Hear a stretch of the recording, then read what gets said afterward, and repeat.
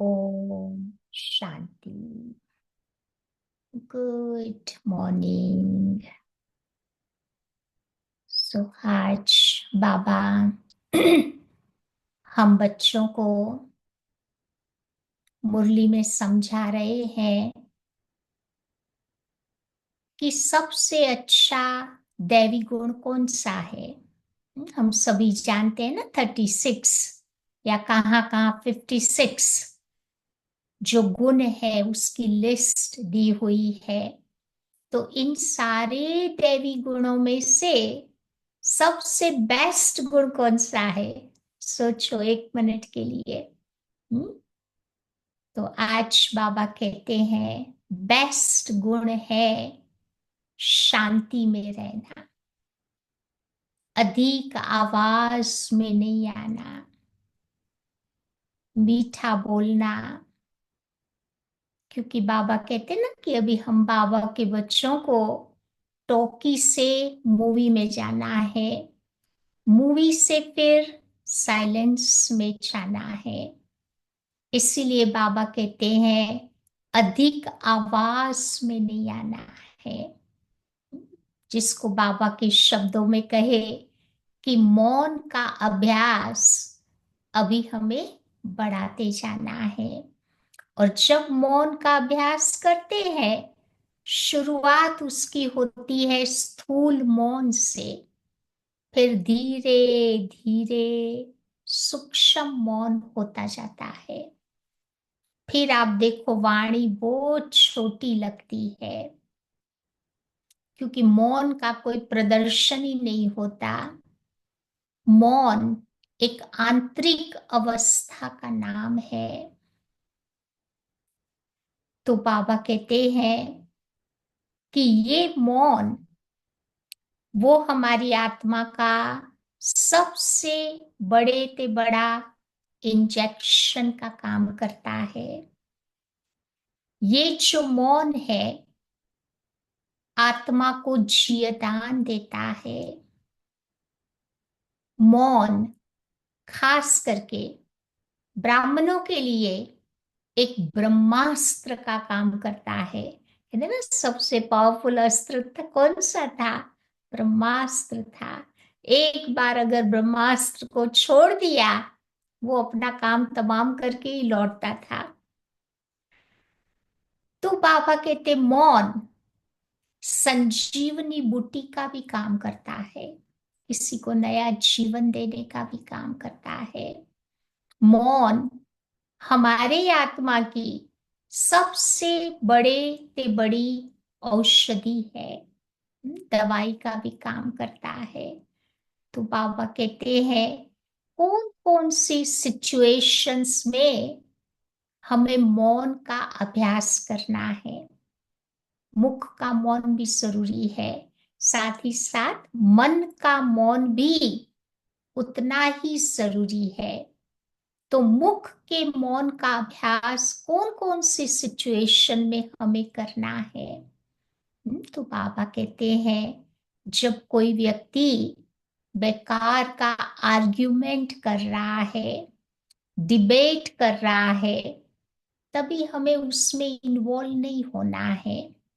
उस समय हमें साइलेंस का प्रयोग करना है, चुप हो जाना है। कहते हैं ना दो हाथ से ताली बजती, एक हाथ से थोड़ी बजती। अगर हम चुप हो जाएंगे, सामने वाला अपने आप शांत हो जाएगा। फिर कभी कभी कोई कोई सिचुएशन ऐसी भी आती है जब व्यक्ति किसी की क्रिटिसाइज करता है, विरोध करता है, निंदा करता है, ग्लानि करता है, किसी को ब्लेम कर रहा है। तो उस समय भी बाबा कहते हैं कि हम बच्चों को साइलेंस हो जाना है, मौन हो जाना है। क्योंकि कोई किसी की गॉसिप कर रहा है, झरमुई जगमुई कर रहा है, जहां दूसरों की निंदा हो रही है। तो अगर वो निंदा को सुनते सुनते हम भी हाँ में हाँ मिला रहे हैं, मतलब मेरी भी उसके साथ सहमति हो गई। और बाबा के अव्यक्त महावाक्य को याद करो, बाबा क्या कहते हैं, यदि हम किसी की निंदा करते हैं ना, तो वो वाला हमारी दुगुनी निंदा करेगा। ये भगवान के महावाक्य है। तो इसीलिए बाबा कहते हैं कि हो सके तो हमें अपने आप को वहां से दूर कर देना है, उस समय मौन हो जाना है, क्योंकि हमें किसी की गलतियों को नहीं फैलाना है। अगर कोई फैला रहा है तो हमें मौन हो जाना है। फिर बाबा कहते हैं कि कोई बात कर रहा है, लेकिन कोई मतलब की बात नहीं होती है, तो उस समय भी हमें मौन हो जाना है। क्योंकि कई व्यक्ति दुनिया में ऐसे भी होते हैं कि ऐसी घुमा घुमा करके बातें करेंगे, आधा घंटा आपसे बात करेंगे, लेकिन उसका सार क्या है समझ में ही नहीं आएगा, वो कहना क्या चाहता है, क्योंकि उसके अंदर में संकल्पों की क्लैरिटी नहीं है। तो फिर वो बाहर वही बातें निकलती है, गोल गोल घुमा देगा चक्रव्यूह में। तो उस समय बाबा कहते हैं हमें अपना वैल्यूएबल टाइम, एनर्जी वेस्ट नहीं करनी है, हमें मौन हो जाना है। चलो कोई व्यक्ति गुस्सा करता है, क्रोध करता है, तो उस समय भी बाबा कहते हैं हमें साइलेंस में रहना है। क्योंकि उस समय अगर हम कुछ भी बोलते हैं तो जैसे लगता है ना कि वो फायर में घी डाल रहे हैं, उसकी क्रोध की फायर, अग्नि तेज हो सकती है। तो ऐसी अलग अलग सिचुएशन में हमें अभ्यास करना है साइलेंस में रहने का। तो मौन में रहने से कौन कौन से लाभ हमें मिलते हैं? तो बाबा कहते हैं मौन में रहने से एक तो हमारा मन बिल्कुल शांत हो जाता है, नकारात्मक विचार और हमारा तनाव, स्ट्रेस, दोनों ही दूर हो जाते हैं। मौन में रहते हैं तो सबसे पहले तो हम अपने विचारों को समझ पाते हैं, हम अपने काम और भविष्य को लेकर के अपने लिए सही योजना या प्लानिंग कर सकते हैं। बाबा कहते हैं मौन में रहने से हमारी एकाग्रता बढ़ती जाती है, फिर हमारा मन इधर उधर की बातों में भटकना बंद हो जाता है। मौन में रहने से घर परिवार और बाहर के लोगों से विवाद होने की संभावनाएं खत्म हो जाएगी और आपसी प्रेम हमारा बना हुआ रहेगा। तभी तो बाबा कहते हैं ना, हर विश्व की आत्माओं को आत्मिक दृष्टि से देखो, भाई भाई की दृष्टि से देखो, तभी तो वसुधैव कुटुंबकम की वो भावना, भातृत्व की वो भावना क्रिएट होगी। फिर बाबा कहते मौन में रहने से हमारी जो ऊर्जा है वो बच जाएगी। क्योंकि कहते हैं ना कि एक व्यक्ति मौन में रहे, दूसरा सारा दिन बोलता रहेगा।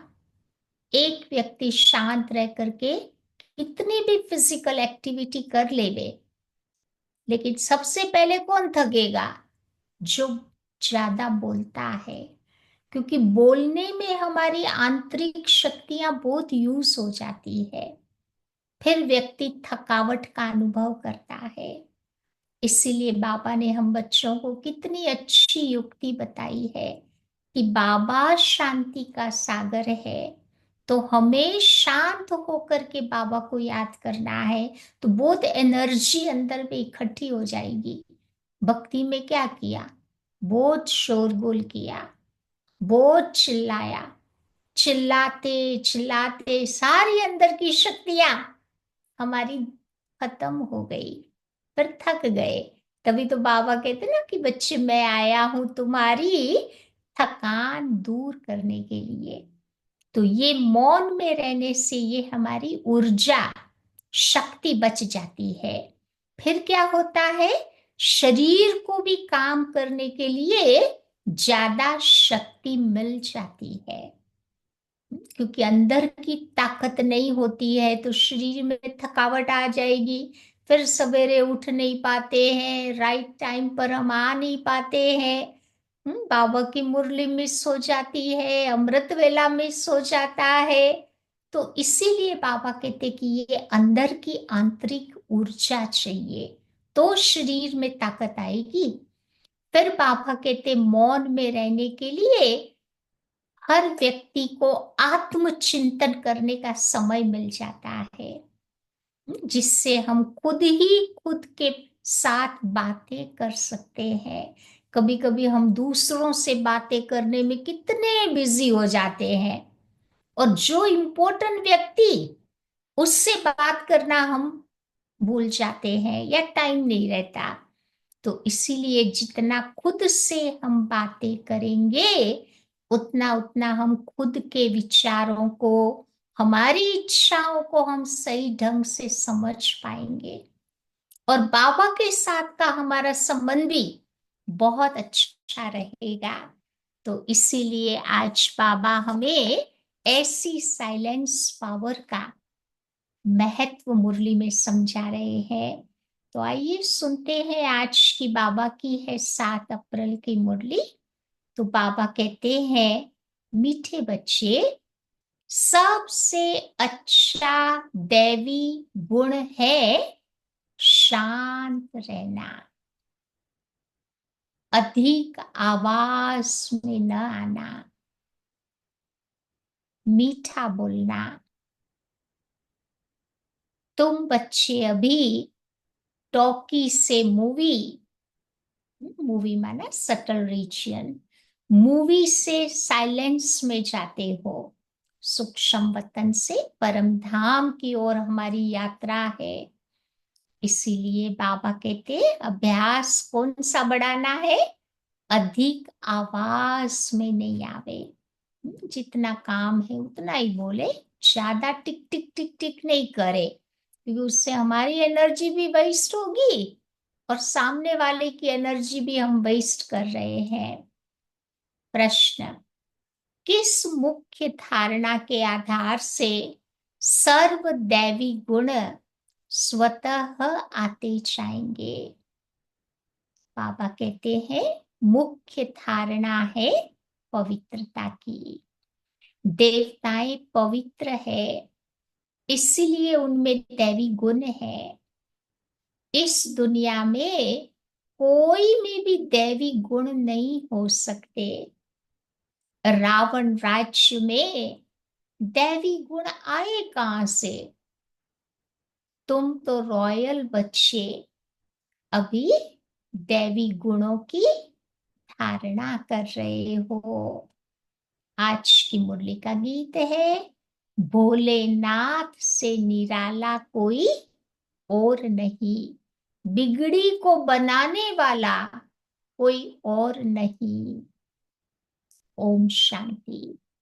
तो अभी बच्चे समझते हैं कि बिगड़ी को बनाने वाला एक ही है। भक्ति मार्ग में अनेकों के पास जाते हैं, कितनी तीर्थ यात्राएं आदि करते हैं। बिगड़ी को बनाने वाला, पतितों को पावन बनाने वाला एक ही है, सदगति दाता, गाइड व लिबरेटर। अब गायन है, परंतु अनेक मनुष्य, अनेक धर्म, मठ, पंथ, शास्त्र होने के कारण अनेक रास्ते ढूंढते रहते हैं। सुख और शांति के लिए सत्संगों में भी जाते रहते हैं। मंदिरों में, सत्संगों में, गुरुओं के पास क्यों जाते हैं? ताकि उनके जीवन में सुख शांति मिल जावे। जो नहीं चाहते हैं वो मायावी मस्ती में मस्त रहते हैं।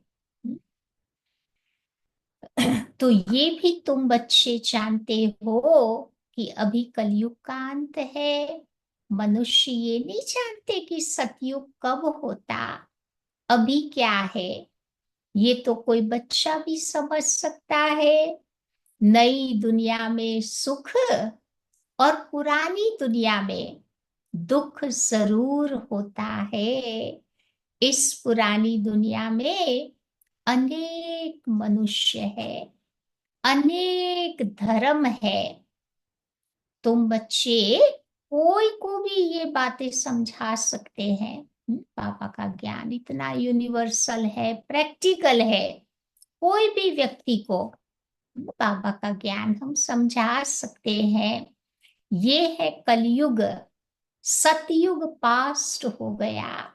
वहां एक ही आदि सनातन देवी देवता धर्म था, और कोई धर्म नहीं था।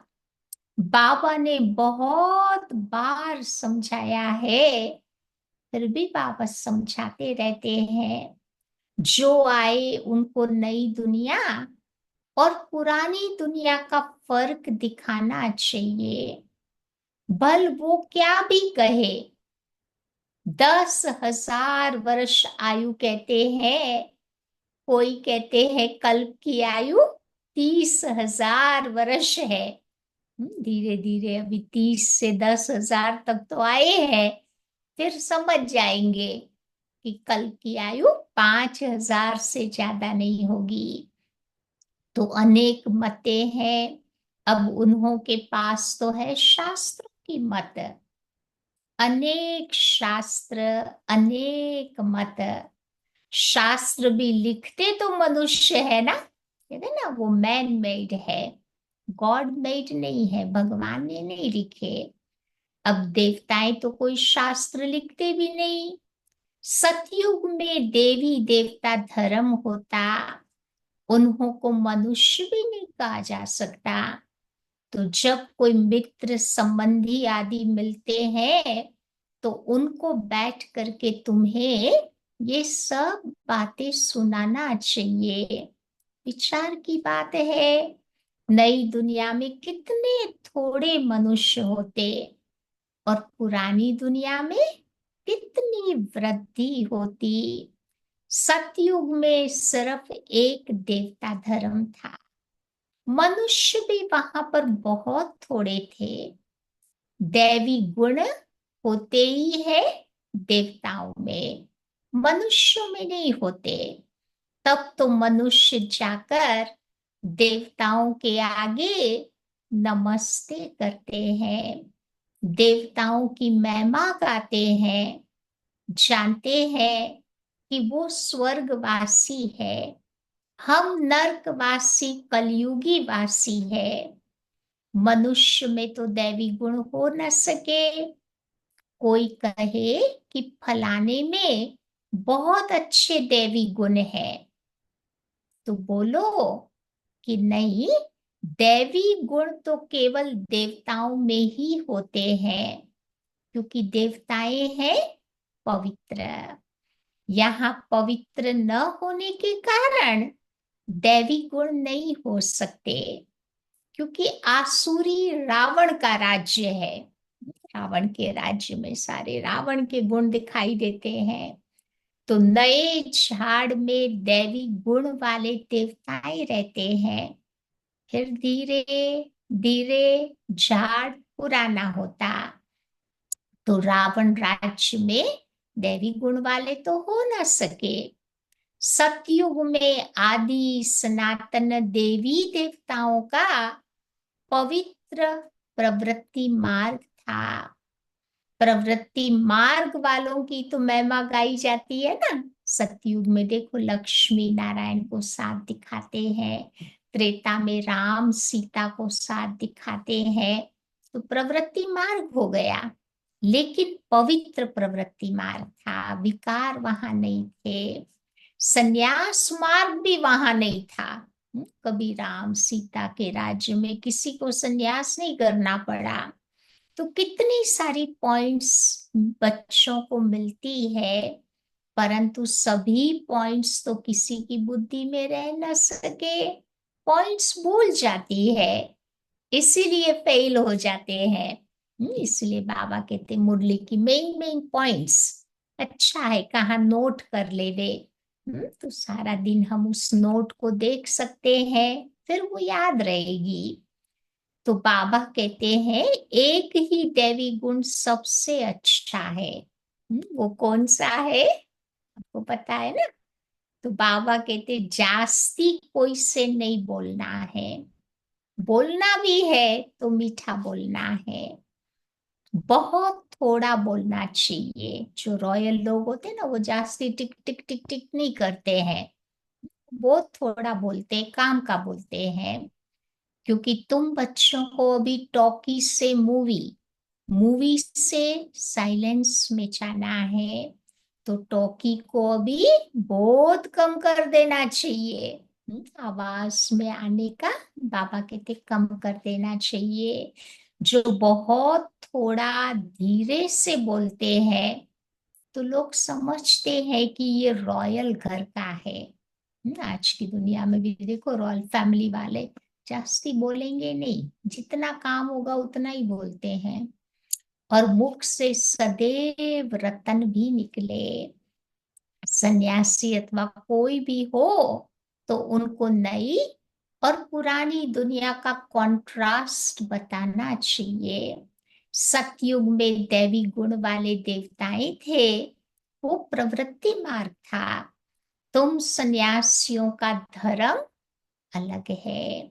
फिर भी ये तो समझते हो ना कि नई सृष्टि सतो प्रधान होती, अभी तो है तमो प्रधान।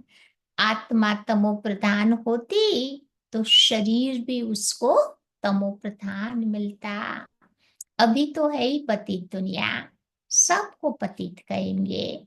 वो है पावन सतो प्रधान दुनिया, वही नई दुनिया अब धीरे धीरे पुरानी होती।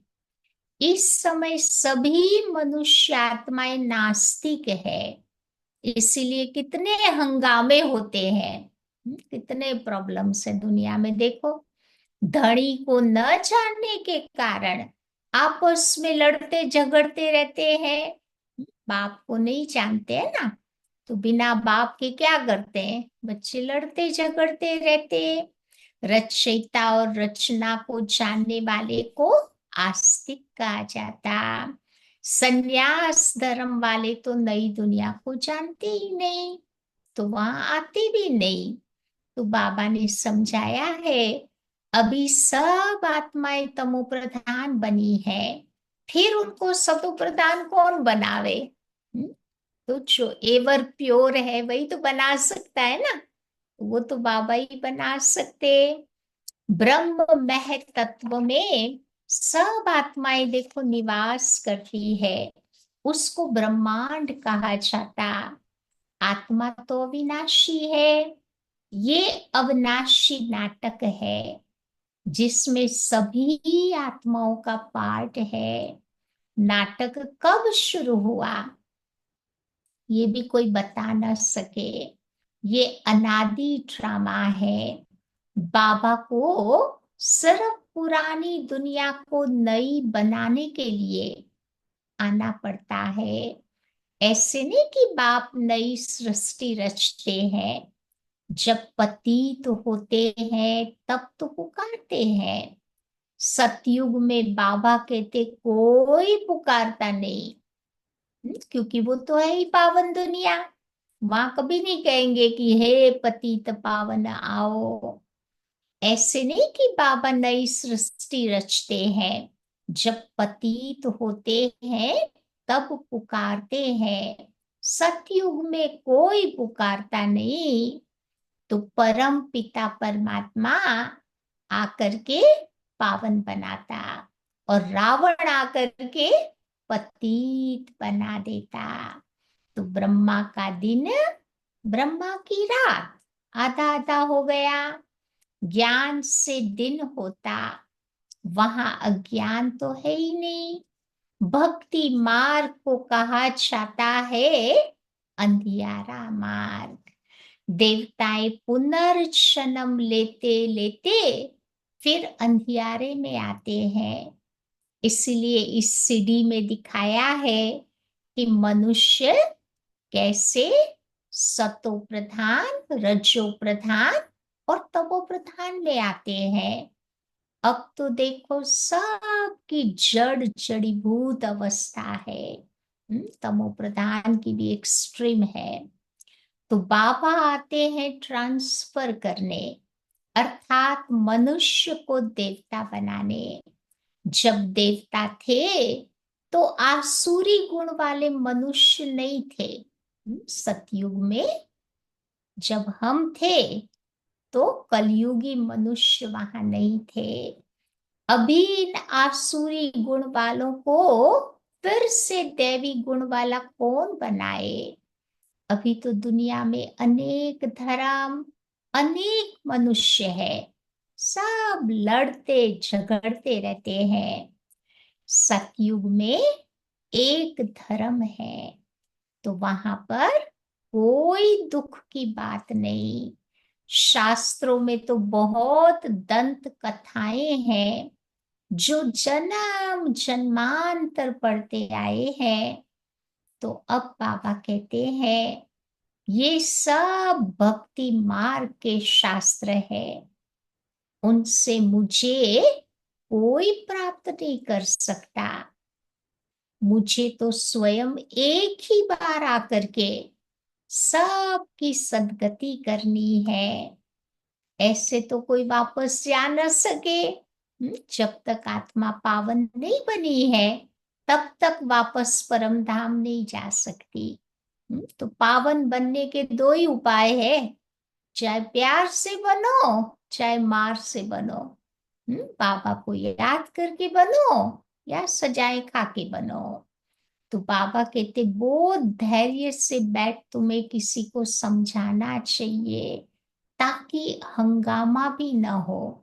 क्योंकि हमारी बातें सुन करके कभी कभी लोगों को बड़ा गुस्सा आता है, क्योंकि उन विचारों का दोष नहीं है, इन्होंने कभी सुना ही नहीं है ये ज्ञान। तो फिर कई बार हंगामा हो जाता है। उन लोगों को अपना अहंकार तो बहुत रहता है ना, बड़े बड़े विद्वानों को अपना अहंकार रहता है ना, क्योंकि बहुत पढ़ा है शास्त्रों का ज्ञान। और बाबा के बच्चों के पास तो कोई शास्त्र ऐसे पढ़े हुए तो है नहीं। हम तो उन शास्त्रों को प्रैक्टिकल में जीने वाले बच्चे हैं। तो बाबा कहते हैं कभी कभी आर्ग्यूमेंट हो जाती है। साधु संतों के साथ फॉलोवर्स भी तो बहुत रहते हैं ना, तो झट कह देंगे कि इनको भी ब्रह्मा कुमारियों का जादू लग गया। एक बार मधुबन में साधु संतों का सम्मेलन रखा था।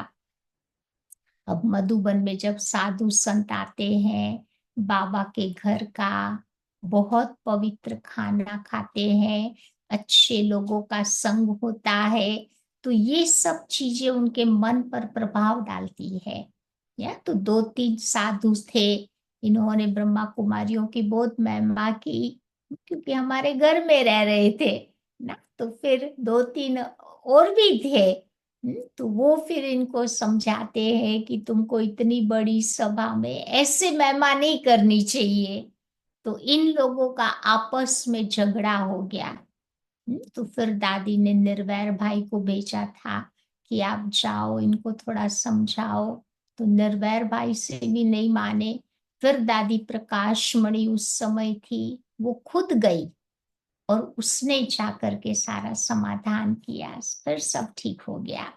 तो क्योंकि इन लोगों में अहंकार बहुत होता है ना, दमन से जब विकारों को दबाते हैं, तब सारा अंदर का किचड़ा इरप्ट हो जाता है। तो फिर वो अहंकार जाता नहीं है। तो बाबा कहते हैं कि ये लोग तो झट कह देंगे कि ब्रह्मा कुमारियों का जादू इनको लगा है। सयाने मनुष्य जो होंगे वो तो कहेंगे कि ये सारी बातें विचार करने योग्य है। अब तुम्हारे पास तो वैरायटी लोग आते हैं, उनको बड़ा धैर्य से तुम्हें समझाना चाहिए। वो इरिटेट हो जावे तो हमें इरिटेट नहीं होना है। वो क्रोध करे तो हमें जोश में नहीं आना है। हमें बाबा कहते बहुत धैर्य से समझाना चाहिए। जैसे बाबा भी तो तुम बच्चों को कितना धीरज से समझा रहे हैं ना, कितनी पेशेंस है बाबा में। हम लोग बार बार गलती करते हैं, गलत काम कर देते हैं, कभी बाबा गुस्सा नहीं करता है। प्यार से धीरज से बाबा समझाता ही रहता है कि यही मेरे बच्चे एक दिन देवता बनने वाले हैं। बाबा को वो विश्वास है तो वो गिव अप भी नहीं करता, इतना प्यार से समझाता ही रहता है। तो बाबा कहते तुम्हें बहुत जोर से भी नहीं बोलना चाहिए। फिर कह देना चाहिए कि आप कुछ टाइम देकर एकांत में आकर के समझेंगे तो आपको रचयिता और रचना का राज समझाएंगे। तो रचना के आदि मध्य अंत का ज्ञान बाबा ही बैठ समझाते हैं। बाकी तो सारे नेति नेति करके चले जाते हैं। द्वापर युग के साधु सन्यासी थे ना, तो आत्मा रजो प्रधान थी। तो इन्होंने सच सच बात बता दी कि हम रचना के आदि मध्य अंत को नहीं जानते हैं। लेकिन आज के जो तमो प्रधान बन गए हैं ना, वो क्या कहते हैं, शिवो अहम, हम ही भगवान है, ब्रह्मास्मि है, हम ही ब्रह्म तत्व है, पता नहीं क्या क्या बोलते हैं। उसका अर्थ बाबा कहते वो खुद ही नहीं जानते हैं। तो बाबा बताते हैं कि कोई कोई बच्चे समझाएंगे तो फिर वो लोग कहेंगे कि ये लोग क्या जाने। कभी छोटी छोटी बाबा की ना जो बच्चियां होती है, बहनें, इन बड़े बड़े विद्वानों के पास जाती है ना, बाबा का ज्ञान समझाती है, तो वो लोग सोचते हैं ये छोटी छोटी बहनें क्या जाने इस ज्ञान को। तो फिर बाबा कहते ऐसे ऐसे को बुजुर्ग का असर पड़ सकता है। जो शरीर से भी बुजुर्ग है, ज्ञान में भी जो समझदार है, ऐसे बच्चे उनके पास जाएंगे ना, तो फिर वो बाबा कहते समझेंगे ये बातें। अब माताएं बैठ उनको समझाएंगी तो वो खुश होंगे। बोलो कि ज्ञान का सागर बाप ने ज्ञान का कलश हम माताओं को दिया है, जो फिर हम औरों को देते हैं। तो बाबा कहते जब समझाते हो तो बड़ी नम्रता से तुम्हें बोलना चाहिए। आज बाबा कितनी सारी बातें बता रहे हैं। एक तो शांत में रहना है, फिर बाबा ने बोला कि बड़ी धैर्यता रखनी है, फिर बाबा ने कहा नम्रता से किसी को समझाना है। अब शिव ही ज्ञान का सागर बाप जो हमको ज्ञान सुनाते हैं, कहते हैं मैं तुम माताओं के द्वारा मुक्ति जीवन मुक्ति का गेट्स खोलता हूँ और कोई खोल न सके। अभी हम परमात्मा के द्वारा पढ़ रहे हैं, हमको कोई मनुष्य नहीं पढ़ाते हैं। ज्ञान का सागर एक ही परम पिता परमात्मा है। तुम सब हो भक्ति के सागर। भक्ति की भी तो अथॉरिटी होती है ना, ज्ञान की अथॉरिटी केवल मैं ही हूँ। भक्ति में भी देखो ये गलत बात बता रहे हैं, कितना अथॉरिटी से बोलते हैं। भगत लोग ये कथा वार्ता पूजन कीर्तन वगैरह करते हैं, कराते हैं, कितना अथॉरिटी से बोलते हैं। तो बाबा कहते महिमा भी तो देखो एक की करते हैं, वही ऊंचते ऊंच है। हम भी तो उनको मानते हैं ना, वो हमको ब्रह्मा तन से पढ़ाते हैं। इसीलिए ब्रह्मा कुमार कुमारियां गाए जाते हैं। ऐसे बहुत मीठे रूप से बैठ तुम बच्चे किसी को समझाओ, बल कितना भी पड़ा हुआ हो, कितने ढेर प्रश्न क्यों न हो, लेकिन पहले पहले बाबा के पर निश्चय कराना है। पहले तुम ये समझो कि रचता बाप है व नहीं। वही तो ज्ञान का सागर है, वही तो बाप टीचर सदगुरु है। तो पहले ये निश्चय बुद्धि हो कि रचता बाप ही रचना के आदि मध्य अंत का ज्ञान देते हैं, वही हमको समझाते हैं। वो तो जरूर राइट बात ही तो समझाएंगे, फिर कोई प्रश्न नहीं उठेगा। तो बाबा तो आते ही है संगम पर, और बाबा तो कहते बच्चे तुम मुझे याद करो तो तुम्हारे पाप भस्म हो जाए। तो हमारा काम ही है पतित से पावन बनाने का। पतित पावन बाबा के बगैर कोई जीवन मुक्ति किसी को दे न सके। सभी गंगा स्नान करने जाते हैं तो पति ठहरे ना। मैं तो कहता ही नहीं हूं कि तुम गंगा स्नान करो, मैं तो कहता हूँ, बाबा क्या कहता है, बच्चे माम एकम याद करो। मैं तुम सभी आशिकों का एक माशुक हूँ। सभी एक माशुक को याद करते हैं ना। रचना का क्रिएटर एक ही बाबा है।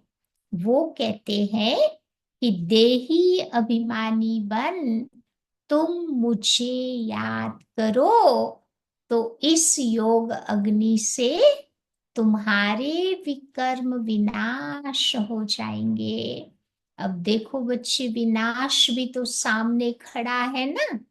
अभी हम देवता बन रहे हैं, बाबा कितनी सहज बातें तुम्हें समझाते हैं।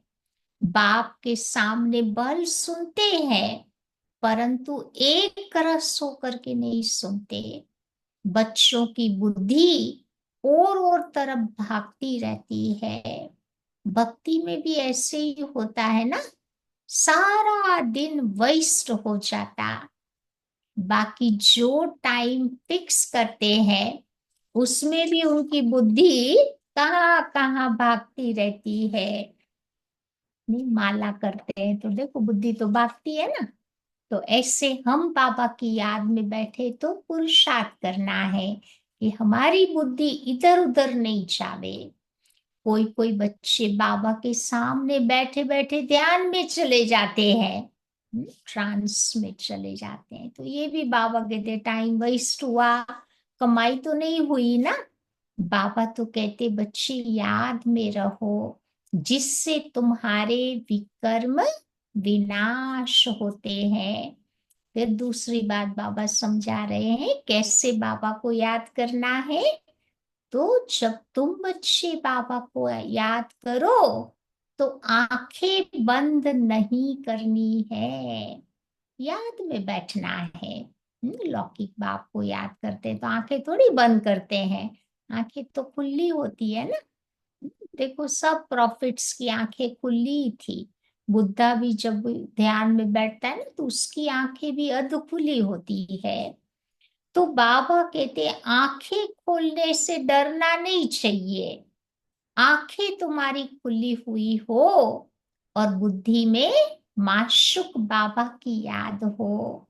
आंखें बंद करके बैठना ये कायदा ही नहीं है।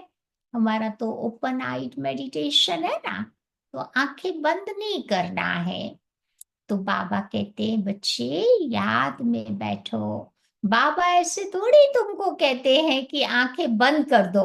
बाबा नहीं कहता है आंखें बंद कर दो। आंख बंद कर कांध नीची करके बैठेंगे तो बताओ बाबा तुम्हें कैसे देखेगा। बाबा हमें खुली आंख से देखता है, तो हमें भी बाबा को खुली आंख से देखना है।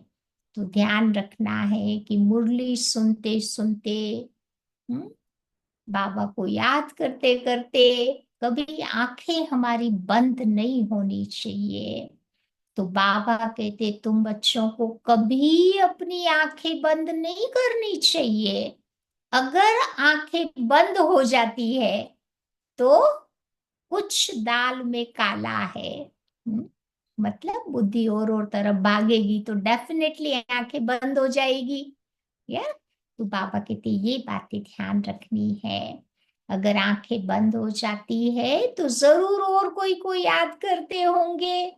बाबा तो कहते हैं कि कोई भी मित्र संबंधियों आदि को याद किया तो फिर हम्म, तुम सच्चे आशिक नहीं ठहरे। सच्चा आशिक बनेंगे तब तो ऊंच पद पाएंगे ना। तो मेहनत सारी है बाबा की याद में। देह अभिमान में बाबा को भूलते हैं, फिर धक्के खाते रहते हैं। इसीलिए बाबा कहते हैं तुम बच्चों को बहुत बहुत मीठा बनना चाहिए। वातावरण भी बहुत मीठा हो, कोई आवाज नहीं हो। कोई भी आए तो देखे कि ये बात कितनी मीठी करते हैं। तो बहुत साइलेंस होनी चाहिए। तुम्हें किसी से लड़ाई झगड़ा नहीं करना है, नहीं तो बाप टीचर गुरु तीनों की निंदा कराएंगे, फिर पद भी कम पाएंगे। तो बाबा बच्चों को कितनी समझ दे रहे हैं। तो अपने को देखना चाहिए कि अगर इस समय नापास हुए, कम पद पाया, तो कल्प कल्पांतर हमारा कम पद हो जाएगा। तो बाबा का काम है समझाना, नहीं समझेंगे तो पद भ्रष्ट हो जाएगा। इसीलिए बाबा कहते हैं कि तुम्हें बहुत थोड़ा और मीठा बोलना है। बाबा की सर्विस करने वालों की बाबा महिमा तो करते हैं ना, कि ये मेरे बच्चे बहुत अच्छी सर्विस करते हैं, तो बाबा की दिल पर चढ़ते हैं। सर्विस से ही तो बाबा की दिल पर चढ़ेंगे ना। तो याद की यात्रा भी जरूर चाहिए, तब तो सतो प्रधान बनेंगे। तो बाबा कहते हैं कि ये भी एक व्यापार हो गया, घाटे में नहीं जाना चाहिए, लॉस नहीं होना चाहिए। बाबा के अकाउंट में हमारा ठीक से बाबा कहते सारा जमा होना चाहिए। दैवी गुण भी धारण करो, ऊंच भी बनना चाहिए। बाबा उन्नति के लिए बच्चों को किस्म किस्म की बातें सुनाते हैं। अब जो करेंगे सो पाएंगे। तो तुमको भी परिस्तानी बनना है, तो गुण भी ऐसे धारण करने हैं। अच्छा, मीठे मीठे सिक्की लधे बच्चों प्रति मात पिता बाप दादा का याद प्यार और गुड मॉर्निंग। रूहानी बाप की रूहानी बच्चों को नमस्ते, और रूहानी बच्चों की बाबा को भी याद प्यार और नमस्ते। आज की धारणा की पॉइंट है, पहली बात बाबा बताते हैं किसी से भी बहुत नम्रता और धीरे धीरे बातचीत करनी है। तुम्हारा बोलचाल बहुत मीठा हो और साइलेंस का भी वातावरण हो, कोई भी आवाज न हो, तब सर्विस की सफलता होगी।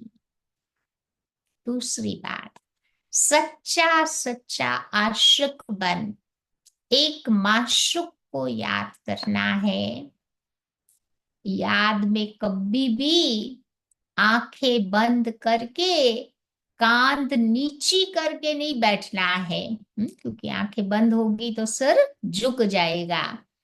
तो ऐसे नहीं बैठना है। योगी तो सीधा बैठते हैं, आंखें खुली रख करके। तो देही अभिमानी होकर के में रहना है। आज का वरदान है सर्व खजानों को स्व के प्रति और औरों के प्रति यूज करने वाले अखंड महादानी भव। सर्व खजानों को स्व के प्रति और औरों के प्रति यूज करने वाले अखंड महादानी भव। कल भी बाबा ने बोला ना, कितने खजाने बाबा ने दिए हैं। बाबा ने संकल्पों का खजाना, समय का, ज्ञान, गुण, शक्तियों का और दुआओं का, ये सारे खजाने कल भी बाबा बोल रहे थे ना।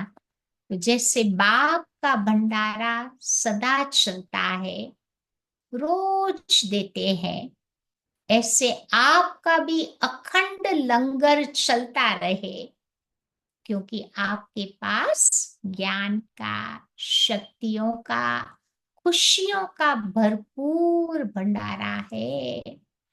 इसे साथ में रखने व यूज करने में कोई खतरा नहीं है। ये भंडारा खुला होगा तो चोर भी नहीं आएगा, बंद रखेंगे तो चोर आ जाएंगे। इसीलिए रोज अपने मिले हुए खजानों को देखो और स्व के प्रति, औरों के प्रति यूज करो, तो अखंड महादानी बन जाएंगे। आज का स्लोगन है, सुने हुए को मनन करो, और मनन करने से ही शक्तिशाली बनेंगे। जो बाबा की बातें सवेरे सवेरे सुनते हैं ना, तो बाबा कहते सारा दिन उसके ऊपर मनन चिंतन भी करना है। क्योंकि उसको बचाने से आत्मा शक्तिशाली बन जाएगी। आज की अव्यक्त इशारे की पॉइंट है सेवा और स्थिति। बाप और आप, ये कंबाइंड स्थिति, कंबाइंड सेवा करो तो सदा फरिश्ते रूप का अनुभव करेंगे। कल भी बाबा ने बोला ना, मेरे को तेरे में परिवर्तन कर दो तो हल्के बन जाएंगे। तो सदा बाप के साथ भी है और साथी भी है। बाबा के साथ है और साथी भी है, ये डबल अनुभव करो। बाबा हमारे साथ और हम बाबा के कंपेनियंस। तो स्व की लगन में सदा साथ का अनुभव करो और सेवा में भी सदा साथी का अनुभव करो। तो ये कंबाइंड रूप को बाबा के साथ रखो, सेवा और स्थिति, आप और पाप। तो आज सारा दिन क्या पुरुषार्थ करेंगे? साइलेंस में रहेंगे। जितना काम है उतना ही बोलेंगे, जास्ती टिक टिक नहीं करेंगे। और बोलेंगे तो कैसा बोलेंगे? बाबा ने बोला धीरे बोलना है, मीठा बोलना है, धैर्यता के साथ बाबा कहते रहना है, और नम्रता की मूर्ति बन करके बोलना है। तो ये आज का हमारा पुरुषार्थ